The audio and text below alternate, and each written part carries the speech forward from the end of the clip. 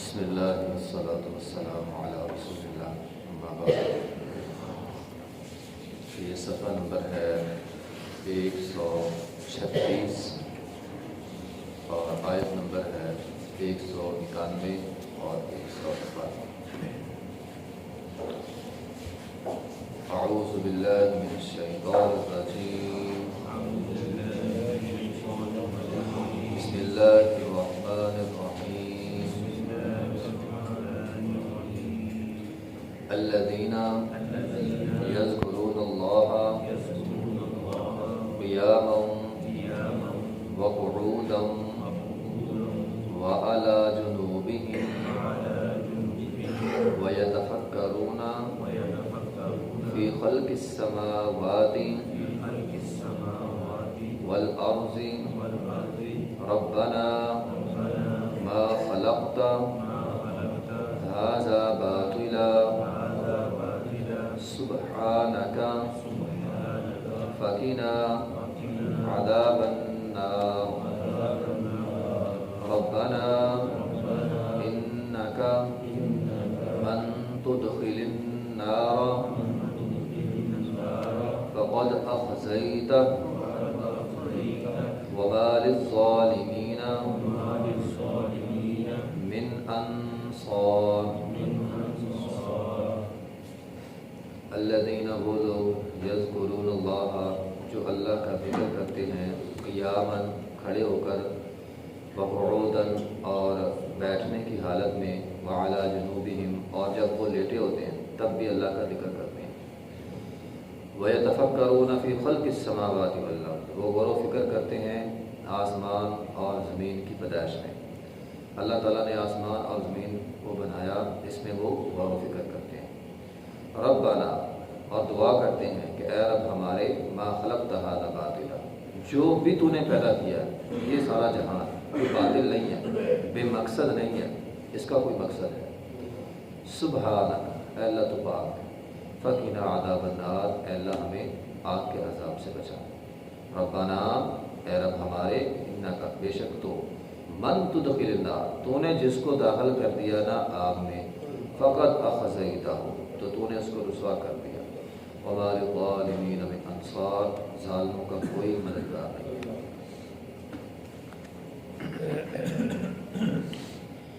پچھلی آیات کے اندر اللہ تعالیٰ نے یہ واضح کیا کہ اللہ بادشاہ ہے، آسمان کا بھی زمین کا بھی۔ آسمانوں زمینوں کو پیدا اللہ نے کیا، رات اور دن کو اللہ تعالیٰ بدلتا ہے، یہ پچھلی آیت کے اندر ہم نے پڑھا۔ اللہ رب العزت نے فرمایا اس آیت میں، جب تم یہ بات مانتے ہو کہ سب کچھ اللہ کا ہے، پھر انا کیسے؟ کل کے سبق میں ہم نے پڑھا تھا انا، خوشامد، میری خوشامد ہونی چاہیے، میں سب سے بڑا۔ اللہ تعالیٰ فرماتے ہیں جب اللہ سب سے بڑا ہے اور اس بات کا تمہیں یقین بھی ہے، اللہ کا تعارف یہ ہے اللہ اتنا بڑا ہے، اتنا بڑا ہے، یہ جس زمین پہ ہم اپنی انا رکھتے ہیں، اللہ لفظ کن کہے اس جیسی ہزاروں زمینیں اور بن جائیں۔ ہمیں تو کام کرنے کے لیے محنت کرنی پڑتی ہے، مشقت کرنی پڑتی ہے، اللہ کو کوئی نہیں۔ اللہ نے لفظ کن کیا بس،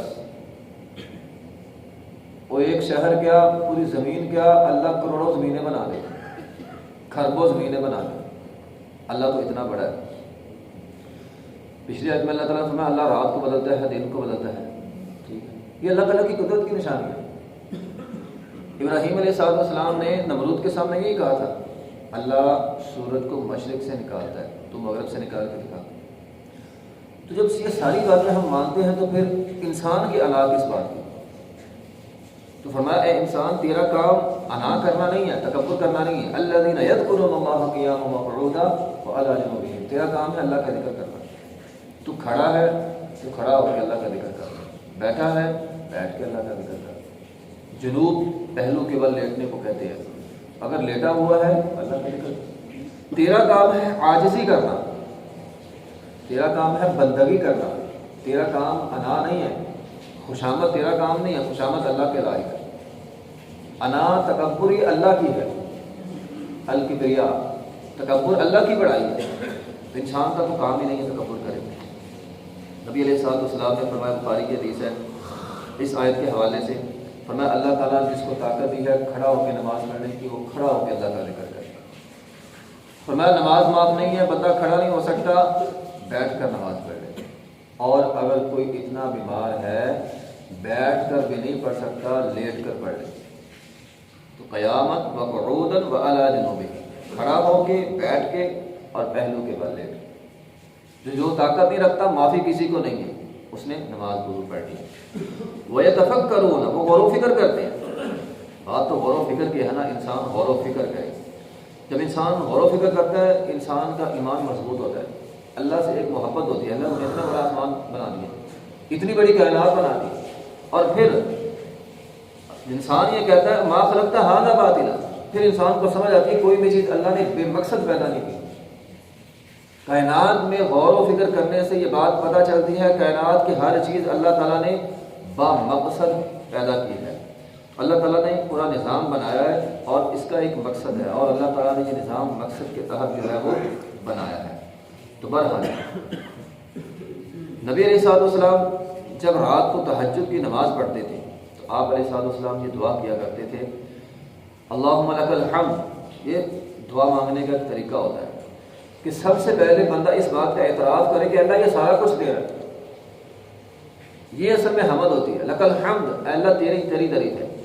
انت نور السماوات والارض ومن فیہن، آسمانوں زمینوں میں جو کچھ ہے اللہ تو اس کا نور ہے، سارا کچھ تیرا ہے۔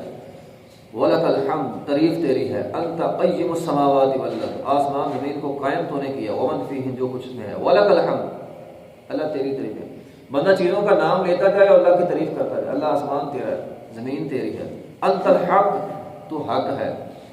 وَوَعْدَكَ الْحَقُ، تیرا وعدہ سچ ہے۔ وَقَوْلُكَ حق، تیری بات سچی ہے۔ وَلِقَاؤُكَ حق، اے اللہ تیرے سے ملاقات سچی ہوگی، ہم تجھ سے ضرور ملیں گے، ہمارا اس پر ایمان ہے۔ وجنت حق، جنت حق ہے، جہنم حق ہے۔ والساعہ، قیامت ہوگی۔ والنبیون، و محمد صلی اللہ علیہ وسلم، اے اللہ انبیاء بھی برحق ہیں، نبی علیہ الصلوۃ والسلام بھی برحق ہیں۔ اے اللہ اتنی تعریفیں اللہ کی کر لی، پھر نبی علیہ الصلوۃ والسلام دعا کیا کرتے تھے، اللہم لک اسلمت وعلیک توکلت وبک آمنت والیک انبت وبک خاصمت والیک حاکمت فاغفر لی۔ تب جا کے کہا اللہ مجھے معاف کر، اے اللہ سارا نظام تیرا ہے، میں اس بات کا اقرار کرتا ہوں، اے اللہ اب مجھے معاف کر دے۔ جب بندہ اس انداز میں معافی مانگتا ہے، نبی علیہ السلام کے پاس ایک صحابی آیا، اس نے جلدی سے آ کے دعا کرنی شروع کر دی۔ نبی علیہ السلام نے اسے اٹھایا، اپنے پاس بلایا اور اسے دعا مانگنے کا طریقہ سکھلایا، اور نبی علیہ السلام نے فرمایا ہم بھی دعائیں مانگتے ہیں، ہاتھ اٹھا کے دعا مانگنی شروع کر دیں۔ نبی علیہ السلام نے اسے طریقہ سکھلایا، آپ نے فرمایا جب بھی دعا کرنی ہے، جب بھی اللہ تعالیٰ سے مانگنا ہے تو ابتدا اللہ کی تعریف سے کرنی ہے، اللہ کی تعریف کرو، اور کچھ نہیں آتا تو کم از کم سورہ فاتحہ بندہ پڑھ لیتا ہے، قل واللہ پڑھ لیتا ہے، اللہ کی تعریف ہے دونوں صورتوں میں۔ تو سب سے پہلے اردو میں کر لی، سب سے پہلے اللہ کی تعریف ہے، اور اس کے بعد فرمایا مجھ پہ درود پڑھنا ہے، اور اس کے بعد فرمایا اللہ تعالیٰ سے دعا مانگو، اللہ تعالیٰ دعائیں قبول کرتا ہے۔ تو یہ دعا مانگنے کا بھی انداز ہے، پہلے اللہ کی حمد، پھر نبی علیہ السلام پہ درود، اور اس کے بعد دعا مانگیں، اللہ تعالیٰ بندے کی دعائیں جو ہے وہ قبول کرتا ہے۔ تو بہرحال اصل میں صحابہ کرام، ابن عمر رضی اللہ تعالیٰ کے بارے میں آتا ہے، وہ کبھی کبھار کیا کرتے تھے، باہر نکل جاتے تھے، گھر سے باہر، وہ صحراؤں کو دیکھتے تھے، وہ اللہ کی قدرت کی نشانیاں دیکھتے تھے اور اللہ کی حمد کرتے تھے۔ بعض اوقات انسان وہ ایک ہی ہال میں رہتا ہے، وہ سارا دن مشکلات پریشانی اسی میں رہتا ہے، اللہ کو سمجھنے کا بھی وقت نہیں ملتا۔ تو کبھی کبھار انسان کو گھر بار چھوڑ کے ذرا باہر نکلنا چاہیے، اللہ انسان دیکھے اللہ کی قدرت کی نشانیاں، صبح نکل جائے نا، بڑی نشانیاں اللہ کی ملتی ہیں، تو پھر انسان کا اپنے رب کے ساتھ جو ہے وہ ایک مضبوط تعلق بن جاتا ہے۔ پھر انسان سوچتا ہے اللہ دنیا اتنی خوبصورت ہے، جنت کتنی ہوگی، پھر جنت کے تذکرے کے ساتھ جہنم کی باتیں ذہن میں آتی ہیں۔ نبی علیہ السلام نے فرمایا میں نے کبھی کسی انسان کو نہیں دیکھا جو جنت کا طالب ہو، جہنم سے بچنے والا ہو اور ساری رات سویا رہا، ایسے انسان کو میں نے دیکھا ہی نہیں ہے۔ جنت کا طالب ہے، جہنم سے اس نے بچنا ہے اور ساری رات سویا رہے، اسے تو ساری رات نیند آنی نہیں چاہیے، تھوڑا سا اٹھ کے تو تہجد کی نماز پڑھے، وہ اللہ تعالیٰ سے مانگے۔ تو نبی علیہ السلام نے فرمایا میں نے کبھی کسی آدمی کو نہیں دیکھا جو جنت کا متلاشی ہو، جہنم سے دور رہنے والا ہو اور وہ سویا رہے۔ تو ہمیں کوشش کرنی چاہیے اللہ تعالیٰ سے مانگنے کی۔ تو بہرحال فرمایا وہ قیام میں کھڑے ہو کر، دیکھیں انسان کی حالت ہوتی ہے نا، انسان بعض لوگوں کے کام ہوتے ہیں، کسی کا کام ہے سارا دن کھڑے ہونا، کوئی بات نہیں، وہ اپنا کام کرے، کھڑے ہو کر اللہ کا ذکر کرتا رہے۔ کسی کا کام ہوتا ہے سارا دن بیٹھنا، کوئی بات نہیں، وہ بیٹھا رہے، اللہ کا ذکر کرتا رہے۔ اب کوئی بیچارے بیمار ہوتے ہیں، ٹھیک ہے، ہسپتالوں میں چلے جائیں تو کہیں ایسے بیمار ہیں بیچارے بیٹھ نہیں سکتے، اٹھ نہیں سکتے، ٹھیک ہے نا، صحت نہیں ہے، تو فرمایا معافی اس کو بھی نہیں ہے، وہ بیٹھے بیٹھے لیٹے لیٹے اللہ کا ذکر کرتا رہے۔ ٹھیک ہے، صحت کا ہونا بھی تو اللہ تعالیٰ کی بہت بڑی نعمت ہے۔ اس طرح پیچھے میں نے بات کی ہے، آج ہمارے پاس صحت ہوتی ہے، ہم مسجد میں آنے کی کوشش نہیں کرتے۔ ہسپتالوں میں چلے جائیں آپ کو سینکڑوں لوگ ایسے مل جائیں گے، ان کا دل ہوگا ہم مسجد میں جا کر عبادت کریں، لیکن آ نہیں سکتے۔ آج اللہ نے صحت دی ہوئی ہے، تو انسان کی جو بھی حالت ہے انسان کو اللہ کا ذکر کرتے رہنا چاہیے۔ ربنا ما خلقت هذا باطلا سبحانک، پھر دل سے آواز نکلتی ہے سبحانک، ایک ہے ویسے سبحان اللہ پڑھنا، ایک ہے غور و فکر کرنے کے بعد دل سے آواز نکلتی ہے سبحانک فقنا عذاب النار۔ جب غور و فکر کر کے اللہ سے مانگے نا، اللہ تعالیٰ بھی دیتا بھی ہے۔ تو سبحانک، اے اللہ تو پاک ہے، فقنا عذاب النار، اے اللہ ہمیں آگ کے عذاب سے بچا۔ کون سا آگ کا عذاب؟ ربنا انک من تدخل النار، اے اللہ جس کو تو اس آگ میں داخل کر دے گا نا، فقط اخزیتہ، وہ تو رسوا ہو جائے گا۔ آگ کا عذاب تو رسوائی کا عذاب ہے۔ رسوائی کیسی ہوگی؟ اس کی وضاحت حدیث کے اندر موجود ہے۔ نبی علیہ السلام نے فرمایا دنیا میں ایک انسان ساری زندگی عیش و عشرت کی بسر کرنے والا ہے، کبھی اس نے زندگی میں دکھ نہیں دیکھا۔ بعض لوگ ہوتے ہیں نا جس کے بارے میں کہتے ہیں وہ بچپن ہی سے امیر گھرانوں میں پیدا ہوئے، کبھی پریشانی آئی نہیں، جو سوچتے ہیں لے لیتے ہیں، ہر خواہش پوری ہو رہی ہے۔ ایسا بندہ جس کی دنیا میں ہر خواہش پوری ہو رہی ہے، جہنم کا ایک چکر لگنے سے دنیا کی ساری لذتیں ختم ہو جائیں، تو یہ ہے رسوائی۔ وہ یہ بات کہے گا کہ میں نے کبھی میں نے کبھی سکھ نہیں دیکھا، میں جب سے پیدا ہوا ہوں دکھ ہی دکھ دیکھی جا رہا ہوں، کبھی سکھ میں نے دیکھا ہی نہیں ہے۔ تو یہ ہے اے اللہ تو نے جس کو جہنم کے اندر پھینک دیا نا، فقط اخزیتہ، وہ تو رسوا ہو گیا۔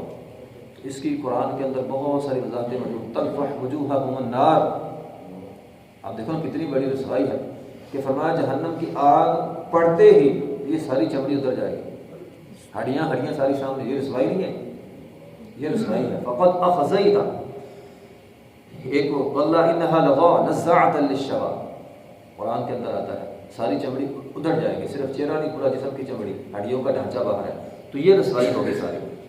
اس لیے انسان کو جہنم، یہ اللہ تعالیٰ کی تعریفیں کر کے جہنم سے پناہ مانگے۔ رسول اللہ صلی اللہ علیہ وسلم نے فرمایا جس انسان نے خلوص نیت کے ساتھ دل دماغ کو حاضر کر کے اللہ کا وجود، اللہ کا تعارف ذہن میں رکھ کے 3 مرتبہ، یہ صحیح حدیث ہے، 3 مرتبہ اللہ تعالیٰ سے جنت کا سوال کیا، اللہ اس کو جنت دے دیتا ہے۔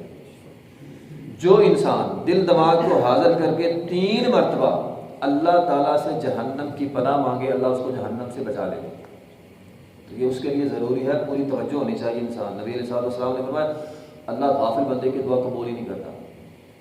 ہم دعائیں مانگتے ہیں، خیالات ہمارے ادھر ہوتے ہیں، تو اللہ ایسے بندوں کی دعا قبول نہیں کرتا۔